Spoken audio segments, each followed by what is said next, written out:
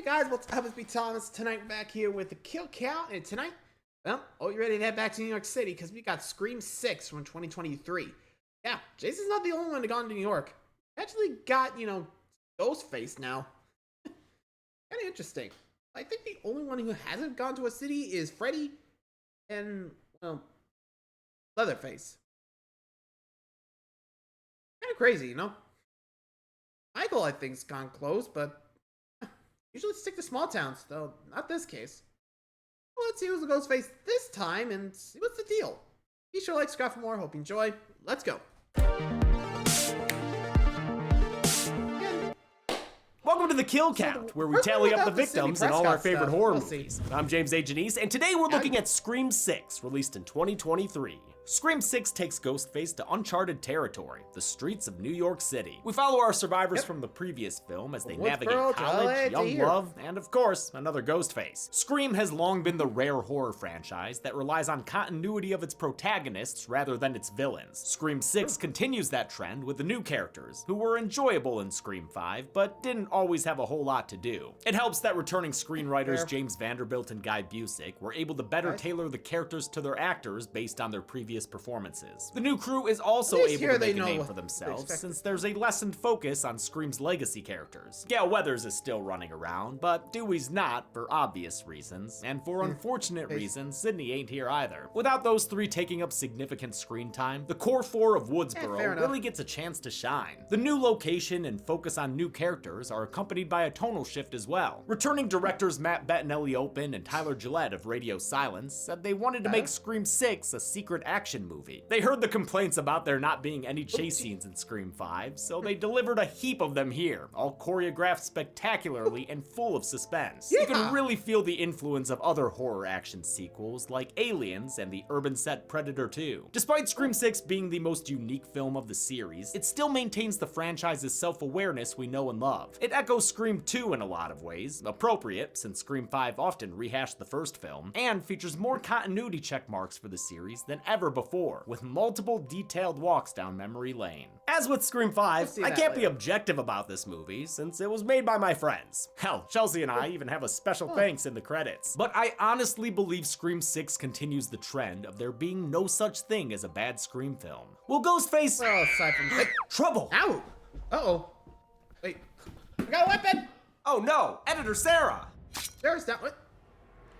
You didn't see nothing. Fiona? Wow, the Ghostface costume really adds a few inches. Oh man, how'd you know it was me? Dude, I can smell you. You've been rocking the same fragrance since you started here. Damn it. The bottle's just so big it takes forever to get through. I've been there, but what you need is today's sponsor, Scentbird. Scentbird is a monthly subscription that lets you choose up to 3 travel-size fragrances every month. So now you can experiment with new scents all the time, letting you tailor how you smell to the occasion. It would be nice to have a different scent for social nights and murder nights. And Scentbird has tons of fragrances to choose, from designers like Prada and Gucci to smaller brands like Confessions of a Rebel. Any scents you recommend? Oh yeah, totally. I've been enjoying Heretic Careful, Pistol. don't tell it. It has hints of pink pepper, bergamot, and gardenia. And it's great for when I want to feel all fancy. And House of Bose Lamar has Arabian jasmine and coconut that's perfect for a relaxed summer vibe. Wow, thanks James. So, think you got any scents to cover up the smell of this body? No. And we have this all on sorry, camera, buddy. so you should probably run. Fair enough. Bye! US and Canadian viewers can try tell that to Scentbird for Liz. themselves with our code DEADMEAT55 for 55% off. That's just over $7 off for your first month. Will Ghostface take Manhattan with the gusto of a Voorhees? Let's find out and get to the kills. No, actually, it is kind of crazy. New York doesn't really have a lot of serial killers. Like, big city, you think a lot of killers, but really. So, how many he would get without the legacy characters? Which, it is kind of surprising this is the first one without Sydney. Gale's there, but, well, reduced capacity. Wait. At least you could say Scream 6 is, able to go out of their legacy characters without them being the heroes, so that's cool. Anyway, so let's see what's going on down in NYC with Scream 6. The movie begins, as always, with a phone call, but this time it's at a trendy New York restaurant. College professor Laura Crane is waiting for a date here at Maybe Dorsia. She's played by Samara Weaving, a 4-time kill count vet who previously worked with Radio Silence on Ready or Not. I loved seeing her cast in a Scream movie, then got so sad when I realized it was for the opening scene. Laura teaches a class about slashers and is immediately endearing as a self-aware film nerd. But out of those cliches comes an opportunity for outsider art. A voice for the voiceless, you might say. It's also great that Weaving gets to speak in her native Australian accent here. I don't hear that from her a lot. Her date Reggie babbles on, claiming to be lost, so she walks outside to give him directions. Let me guess, that ain't Reggie, since that's Reggie's Ghostface. picture is one of the men directing her, Matt Bettinelli, open. The increasingly suspicious date lures her towards an alleyway, looking for the restaurant by color. I'm not seeing anything red here. You sure, dude? Because Scarlett's standing right Yeah, there. a lot of With red. a click of a voice changer, Roger L. Jackson returns to growl again. Go back, The go worst back. part is, you teach a class about slashers, and you still walked into a dark alley. Just like her psycho namesake, Laura Crane is given an early out when Ghostface leaps out Oh, to gut bye, her Laura. like a catfish. It's a seriously brutal stabbing, helped along by Weaving's always impressive banshee scream. Ghostface ends the kill with a quip, Now I see something red. and ushers in a title car. Wait, what? Hold up, the movie's still going. Are we supposed to be seeing this? Yo, what? I don't think we're supposed to be seeing this. In an awesome twist on the formula, we see Ghostface's identity right away as he packs up his suit like a Spider-Man, or like he's his hero, Spider-Man. This is Jason Carvey, one of Laura's film students and a classmate of Tara's at the fictional Blackmore University. Tara's costume here is a reference to Radio Silence's segment in VHS. Her pirate is paired with a nanny cam and a marine, just like their costumes in that delightful short. Jason is a horror film bro, rocking a shirt with a cover Mario VHS. Bava title on it and living in a dope apartment decked out with everything from Hitchcock to Ice Nine double Kills. opening He kill? keeps a closet shrine Where this devoted is to going? his favorite series, Stab, which is probably why he took pleasure killing his film professor. What's your favorite scary movie? Not that one. Jason watches his namesake take Manhattan and checks in with Greg, his partner in crime and also possibly in romance. The two of them plan on killing the Carpenter sisters in honor of Richie Kirsch, who helped mastermind the last movie's massacre. For practice, Jason killed Laura ahead of schedule, but for some reason, Greg doesn't seem to mind. I'm not mad, Jason. Dude, Uh-oh. we said we wouldn't use the voice on each other. Probably because this isn't late. Greg at all, since Yeah. Jason finds Here we Greg go. pulling a Mrs. Voorhees all Yikes. dismembered in the fridge. It's a big boost in gore for the franchise. Jason Hi, Greg. follows in his dead friend's And footsteps whack. when he gets Gray done in by a backstab, followed by right, more Garvey, than you're 10 done. stabs to the stomach that leave his guts hanging out. Holy shit. The movie's actual Ghostface doesn't care about horror movies, but is still courteous enough to deliver us a title card. there There you it go. is. It's Hollow Weekend. You know, it's actually kind of interesting we actually saw, like, a fake out Ghostface. Something you usually don't see. No? I kinda like that. Like, think about it. Like, you would think, oh, come on, are we gonna have this kind of movie? But, nope. Swerve. And I gotta say, when it comes to surprises, Scream delivers, you know? Like, think about it. The first one. Big star in the beginning. You know? Gotta expect it. Gotta love it. Oh, also, notice how the Ghostface of the, Jason kill actually had a bit more grime to it. Instead of like the pristine white we usually see. Get me? Anyway, moving on. In the Big Apple, and Sam's spending it with Dr. Stone, the world's worst therapist. He's played by Henry Czerny, another Ready or Not alum. Despite seeing him for a year, Sam only reveals her bonkers backstory now with a recap of the previous film. I stabbed him 22 times and slit his throat. The reveal of this violence rocks Stone to the core, with Sam seeming to relish the revenge. It felt right. The doc declares her case mission impossible, saying she's a clear and present danger to herself and others. Sam returns home to her wall of locks, having learned a lesson in safety just like Scream 3's Sidney Prescott. Sidney Presslocks! She inadvertently interrupts her roommate Quinn in the middle of her latest lovemaking. Is that Paul? Tara also lives here, but right now she's out monster mashing at a frat party. It's actually a Greek life mixer between Omega Beta Zeta and Omega Kappa Beta, which were Cece's sorority and Derek's fraternity in Scream 2. A party seems the perfect place to meet a new friend group. So here's Mindy's new girlfriend Annika and Chad's new roommate Ethan. Tara makes a new friend too. I'm Frankie. Frankie say relax with him upstairs in his room, but before a tipsy Tara can show him her Sunday undies, Chad intervenes on her behalf. The situation escalates and Sam shows up out of nowhere, then shuts it down by tasing Frankie's murder. Tara is pissed at Sam for always being so overprotective. You're out of my life for 5 years, and then you can't leave me alone for 5 minutes. She doesn't want to let the last movie's events define her for the rest of her life. I'm gonna keep going to college, I'm gonna get my degree, and I'm gonna live my life. My life. Unfortunately for Sam, she's not given a choice in that matter, as illustrated by a drive-by soda soaking. Murderer! Sam's status as a junior Loomis has made her the target of online rumors. They accuse her of being the real Woodsboro murderer, like her dad was, and framing Richie and Amber. Fucking Reddit. Wow. Back at the apartment, Sam's... Yep. Eesh. Despite the truth thing out there, he's getting the blame, and those two not psychopaths, not so much. They're getting loved. Ugh. Please, let it go. Come on, man. Like, she hasn't attacked you, so if you think she's a killer, why would you taunt her? Like, seriously. Throw a drink, murder her, like, hello? You think she's the killer? Don't taunt her. Aw, man. Yay.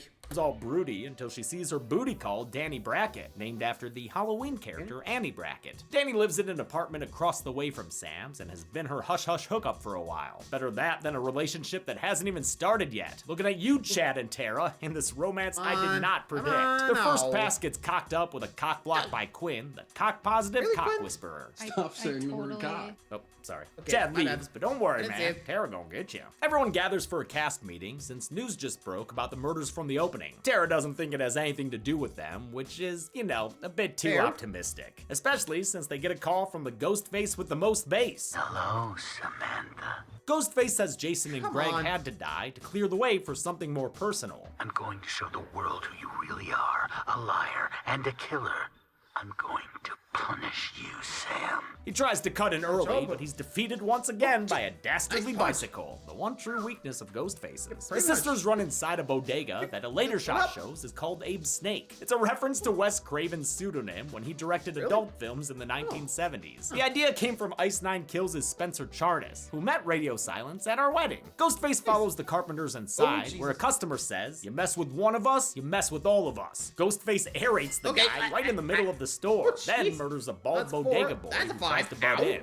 A boomstick sends Ghostface in retreat. Shop smart. Shop Abe's Snake. The owner tries to toss Tara keys, but he's ambushed by Ghostface, who steals his shotgun and finishes him off as he cries for help. Wait. No. Oh!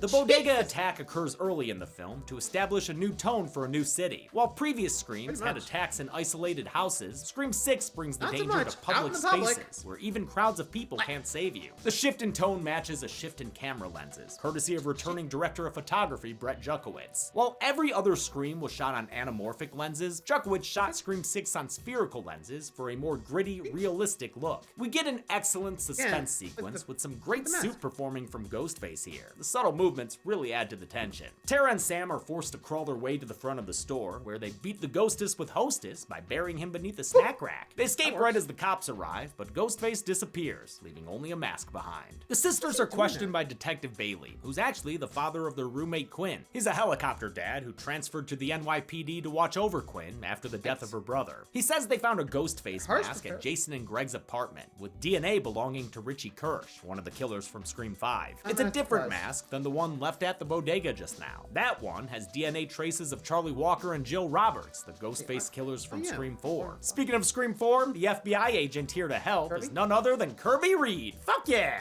Kirby survived her Scream 4 stabbing, as revealed in a Scream 5 Easter egg, and now she's here in the flesh to help her fellow Scream Queens. We share a certain history. Hayden Panettiere said she was nervous returning to the role since she was coming back from a 4-year break from acting. You did great, hey! Since she's technically a suspect. Okay, yeah.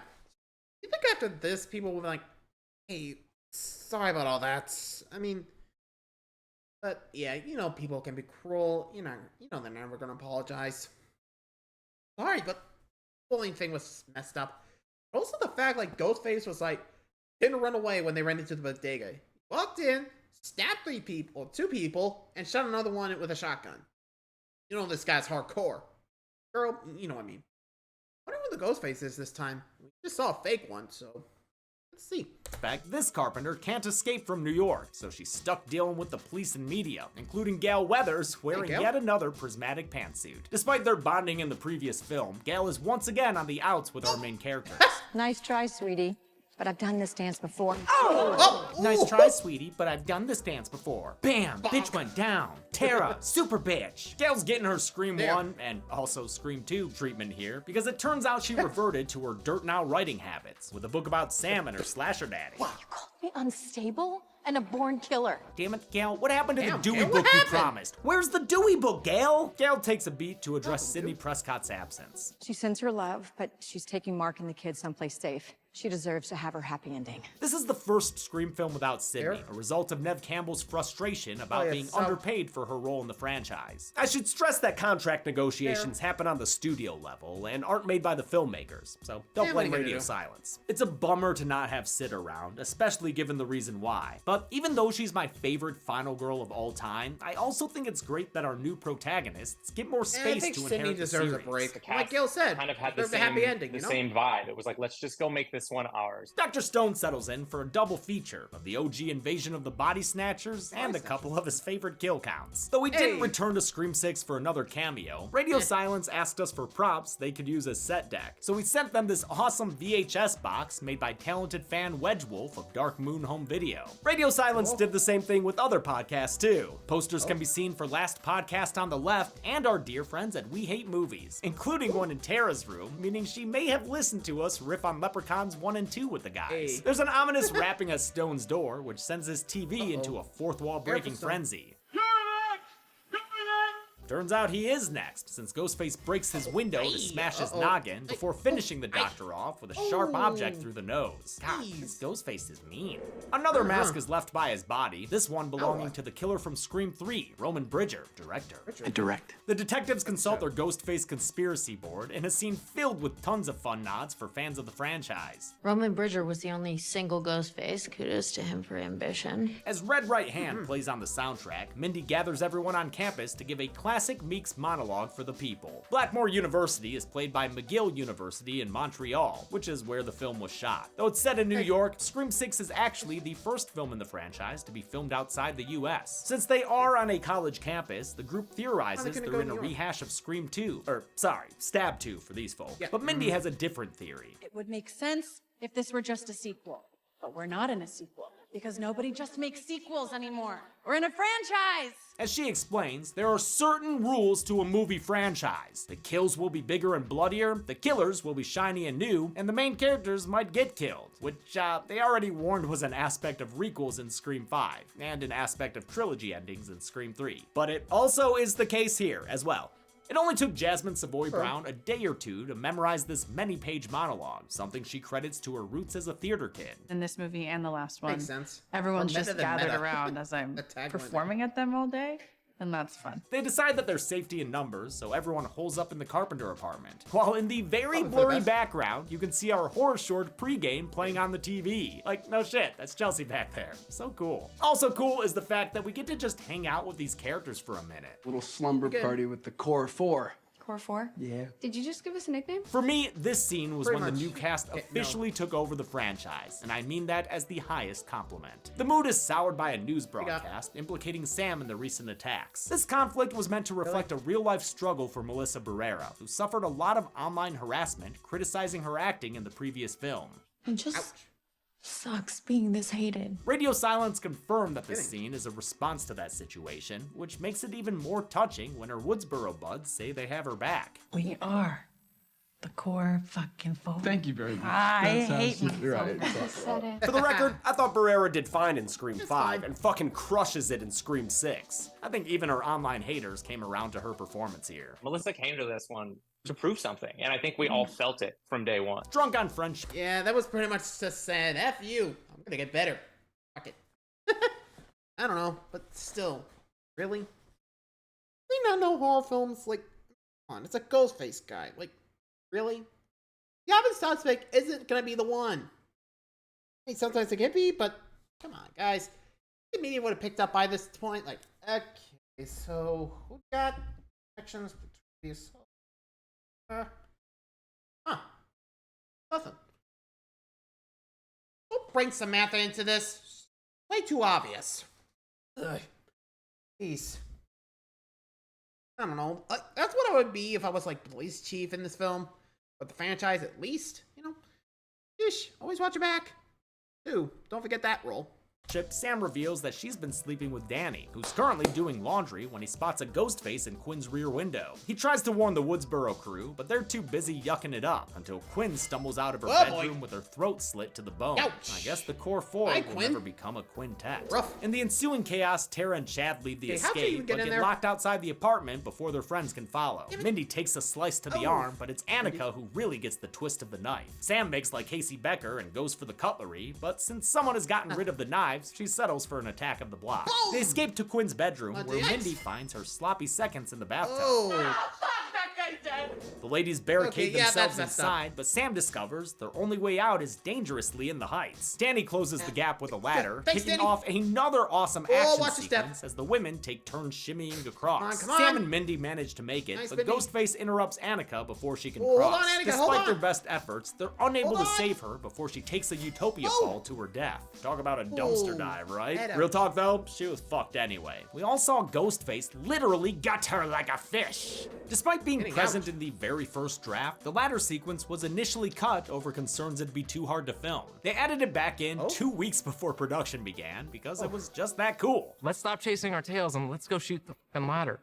And, you know, once we did that whole thing and got there, we were like, right, this is dope for a reason. Executive producer Ron Lynch helped find a real location that fit the needs of the script, which means those are actual stunt people actually crawling across an actual ladder 5 stories up. Stunt coordinator Alex Cadu kept everyone safe during the crazy sequence. Stefan Dakota was eager to do the stunt herself, but had to defer to her stunt double, Leiko Farahi. I love doing my own stunts. And I was like, no, put me on the harness.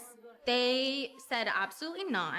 If something goes wrong, like, what are you gonna do? I'm like, okay, fair. For the close-up shots of the actors, an exact replica of the building was built on a soundstage. And I mean exact. Production designer Michel Laliberté even matched the plaster of the bricks to the building's real exterior. Dakota got to fall about 10 feet onto a crash pad for the scene, getting pretty bruised up over the 2 weeks it took to shoot the sequence. I love that they didn't use a single green screen for this whole thing. The only digital effects were painting out the safety harness cables. The survivors recover from the Yikes. Poor Atkins. Nearly there, just fell off at the last bit. God damn it, Ghost. I gotta say, yeah, this one's brutal. Like, Quinn Lover, not another triple kill. Mention the bodega one. Sheesh. Yikes. Yeah, I agree with the mates. They are getting brutal. So, I have no idea what's going on here. Killer masks. Like someone's getting sick and tired of the stab stuff, which could relate back to Jason. You know, the first kill, second kill. Get the idea. Something's up. So I'm guessing someone's got a little connection to our victims. Well, not the current ones, the previous ones. Decided enough's enough. Time to get like stab off the map, right? At least that's where I'm going with this, but hard to say. Move along. Attacks as Ethan arrives with a perfectly suspicious entrance. Step the fuck back. You're at the top of my list. I had econ. The Carpenter sisters meet up with Detective Bailey, who's been taken off the case in light of his daughter's death. With his career opportunities limited and both his kids dead now, he pledges to go rogue and track the killer down. You fuck with my family. Let me guess. Him? You die. They're soon joined by Gale and Kirby, who have a suitably prickly reunion. When did they start letting children into the FBI? I have a gun, Gale. Gale's discovered something during her journalistic endeavors, an abandoned theater owned by Jason and Greg. This place is a straight-up stab cave, filled with way too many Easter eggs to cover in this kill count. Behind-the-scenes footage shows a lot more of the details. They filled this place up like Fiona and I decorating a kill count set. Some deep cuts include the Green Stab 3 mask from Scream 3, and a clapperboard suggesting Roman Bridger worked with Scream 5 and 6's DP, Brett Jukowitz. In-universe, this isn't just a shrine to the Stab franchise, but to all the murders that have taken place throughout the Scream series. Seriously, this place has everything. TV that killed Stumacher.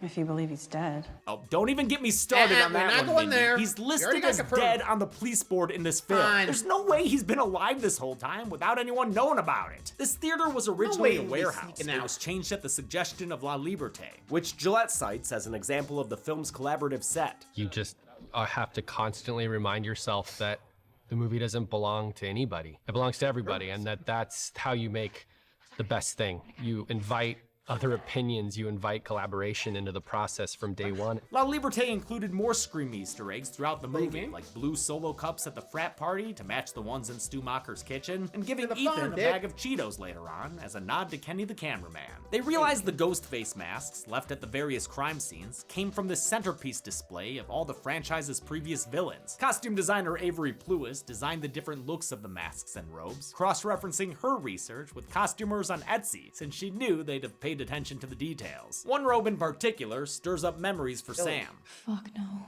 Fuck yes. Skeet Ulrich returns as Ghost Daddy Billy Loomis, and he wants his daughter to go nuts for a second season of Murder. Tara's less excited to be back in the action, so Kirby chats with her about her near-death experience in Scream 4. I almost died after I was stabbed. I know, I counted you in my original episode. Don't worry though, fixed it in the recount. Technically, I did die. What? For 4 minutes.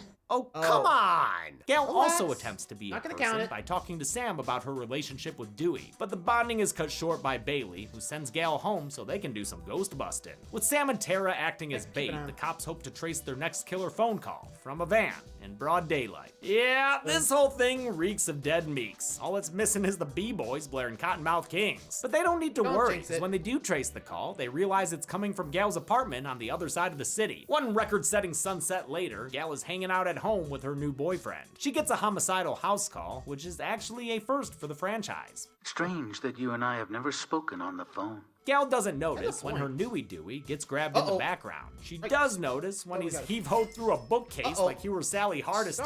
His killer Ghostface gives us our first knife wipe of the film.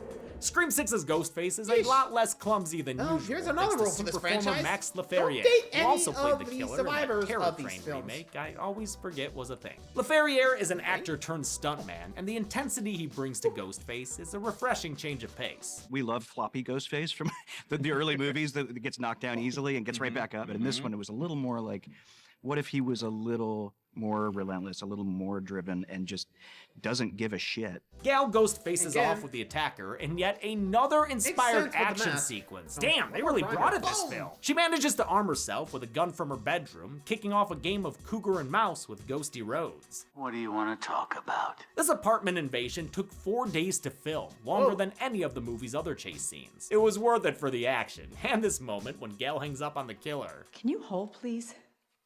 What? Glad to see snarky Gale back, after she spent most of Scream 5 being sad about Dewey. Same. The rude phone etiquette earns her a couple of good stabs, and though she hits them with one of her many books and forces them to do a Jill Roberts, a glass shard to the gut puts Ghostface back on top. A crescendo in the score makes you think this could very well be the end of Gale Weathers, but she survives long enough for Tara and Sam to arrive guns a-blazing. Ghostface disappears as always, and dialogue confirms that Gale will avoid dancing in the darkness of death. Got a weak pulse. The survivors regroup in the building's lobby, where it's Danny's turn to make a suspicious entrance. They decide to set a trap back at the abandoned theater. They take the subway, but get separated at platform 96, a reference to the original Scream's release year. Mindy is left behind with prime suspect Ethan, and to make matters worse, this Halloween crowd is filled with way too many ghost faces for comfort, including one voiced by the Lonely Island's Akiva Schaffer. Sorry. The subway is also paved with the ghosts of horror's past. We've got all the classics. There's Michael, Pinhead, Freddy, even Tara's fave, the Babadook.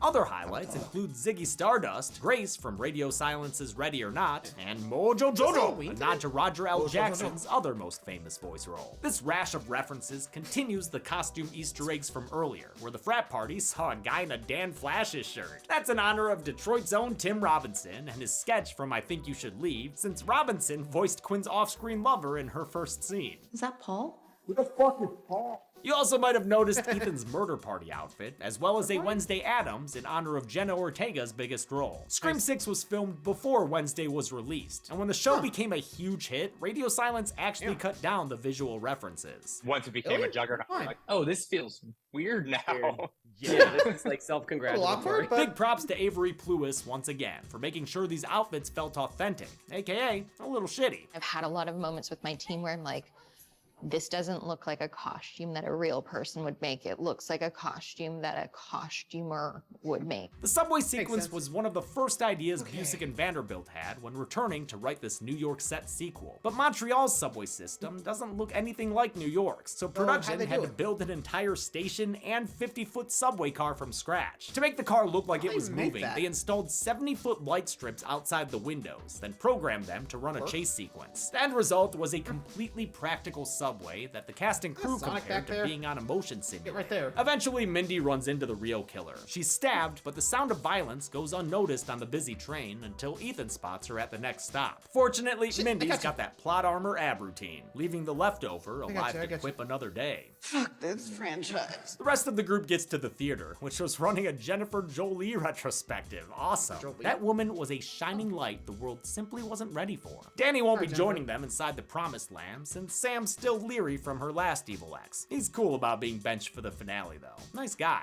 Or is he? Everybody's a suspect! Inside, Sam sees Ghost Billy again, and he proves he ain't no jughead by giving some decent fatherly advice. You're smarter than this, Sam. Grab a weapon and clear this place yourself. Might be a good idea in light of some new info from Detective Bailey. They fired Kirby 2 months ago for being mentally unstable. She's no longer with the FBI. She discovers their only exit is locked, so she rushes to find Tara and Chad, who have run off to get frisky like the horror movie teens they are. Their concession confession of love leads to their first kiss, but the smooching is cut short by the arrival of Ghostface. Another chase ensues, during which Chad just chucks a camera at the killer. Throwing shit at Ghostface is straight up a national pastime at this point. Pretty The much. heroes team up to make their concession right? stand, but the tides turn when a second slasher appears from the grassy knoll. The two Ghostfaces we got a double. absolutely skewered Chad Makes Martin, stabbing him at least 11 times together. Tough luck, Tara. Your crush just became a pincushion. That synchronized knife not wipe is yet. pretty slick, though. The deadly Okay, duo is girlfriend. scared off by Kirby, who says she was in Dreamland after being knocked out off screen. Detective Bailey also arrives, prompting a police standoff that ends when Bailey's revealed as this movie's copycat here we go. killer. You? Yeah, of course, me. This wolf in cop's And clothing we and, got a his double. accomplices gives us the franchise's first trio of killers. The next First up. Ghostface revealed is Ethan, which is maybe a little obvious just by process of elimination. But hey, Jack Champion did a great job playing a nervous nice guy, and apparently had a great time on set. Hi, Jack. It's so far the most fun I've had on a set. Sorry, James Cameron. A little less obvious is the reveal of our third Ghostface. Mindy? No, it's not Mindy. It's Quinn, who might as well be speaking directly to the audience. You didn't see that one coming, did you? Yeah, because you died. Yep, I gave her a kill count graphic and everything. I've got no way to justify it. I lied to you. Her supposed death felt too spoilery to give away, coming way earlier than Roman's fake out death in Scream 3. Their explanation on how they covered it up is a little unlikely to me. I just made sure I was first on the scene so I could switch her body out with a fresh one. But hey, at least we didn't see anyone check Quinn's pulse. Quinn reveals she's the one who started the rumors about Sam online. Not because she believes them. No, this trio is simply out for revenge. Quinn and Ethan are both Bailey's kids, and their deceased third sibling was none other than Sam's ex. You're Richie's family. Yep, they're Richie's family! It's yet another way this movie echoes Scream 2, with the family of the previous film's killer coming for revenge. Billy's mother. Richie's family plans on pinning this new batch of murders on Sam, then killing her and making it look like she was murdered by an internet conspiracy theorist. You know, someone like Greg and Jason, who turns out didn't actually own this place. The stab exhibit was really curated by Richie. His dad Bailey just put the place under their names. An actual home video from Jack Quaid plays from the projector, spliced in with Richie's home movie version of Stab. Bailey may have the numbers advantage, but Sam melts his ego by shit-talking his son. He was a man baby who made his girlfriend do all the killing. I'm glad someone's given Amber the credit she deserves. They didn't even leave her mask at any crime scene. Kirby arrives to even things out, but gets taken down by Ethan with Charlie's knife. Recognize this? Sam makes sure to get some payback before there you trying to escape with Tara on the theater's second floor. A gunshot makes Tara slip, and the fallout leaves her looking like Laurie Strode in Halloween Resurrection. With danger coming from above and below, Tara makes a callback to an earlier conversation. You have to let me go. Sam finally decides to trust her sister and drops her down with a helping hand. Tara takes a stab from Ethan, but returns the favor by giving him a mouthful of steel. Yeesh, happy birthday to me, anybody? It's enough to throw Quinn off her game, which Sam exploits with pure ruthlessness. Looks like you're down another brother. Sam then adds Quinn to the kill count for real with a BAM! She doesn't have a bullet for Bailey, so they battle right over the banister. The fall knocks Bailey out, giving Sam a chance to go full Ghostface when he awakens. Hello, Detective Bailey. He's lured backstage, where Sam ambushes him with her now signature flurry of stabs. She stops short of finishing the job, determined to fight off her killer instinct, but a side-eye from Tara convinces her to follow through and end this Bailey with a wonderful knife. Oh my god, right in the side eye. Right in the Sam, eye. you're fucking wild. Dude's gonna need a whole bunch of family gravestones. As Richie's home movie comes to a close, Tara and Sam reaffirm their sisterly bond. They're treated to one last scare in the form of Ethan, but he's stopped by an injured Kirby, who sends him to meet his mocker with a TV to the head. Danny arrives with reinforcements, confirming his status as boyfriend, not boy foe. It's a happy ending all around, since Chad also survived, getting wheeled out with that Dewey magic. The most common criticism I've seen of this movie is how many people survive. It's a valid criticism, but I don't personally mind most of it. Chad especially. I love Mason Gooding's performance, and the core four as a whole. Gets to stay for another film. Continue on. Like I said in the intro, Scream's always been about the surviving protagonists, and I'm happy for all of these characters to survive. I mean, I would have been fine with Gale dying, but maybe executive producer Courtney Cox wasn't having that. Who knows? As for Chad, Radio Silence did have a cut with a more survivable attack, but ultimately they decided to prioritize the emotional impact of the scene. Besides, people have survived real-life attacks just as brutal. Look no further than the Slender Man incident. Sam briefly regards the ghost face of her father, but abandons it to join her sister. They walk out to Still Alive, a song written by Demi Lovato for the film. The music video features our friend Spencer from Ice 9 Kills and his lovely partner in Carnage, Nadia. As for Scream 6, the movie ends with a post-credits jab at post-credit scenes. Not every movie needs a post-credit scene. How many characters got sliced up and served to the count like a New York pizza? Let's find out and get to the numbers. Oh, except Ah, shit, the floor's under construction. Oh, hey, thanks, disembodied hands. Yeah, okay. Watch your step. I'm not expecting him to just like, you made it. 13 people died in Scream 6, the most actual kills in the franchise if you exclude the fictional characters from Scream 4. The victims consisted of 10 men and 3 women, giving us this New York pizza pie. This exact count and gender breakdown has only been seen once before on this show, in Tales from the Hood 2. With the franchise's new longest runtime of 123 minutes, that left us with a kill on average every 9.46 minutes. I'll give the Golden Chainsaw for coolest kill to Annika. The whole ladder sequence is an all-timer for the franchise.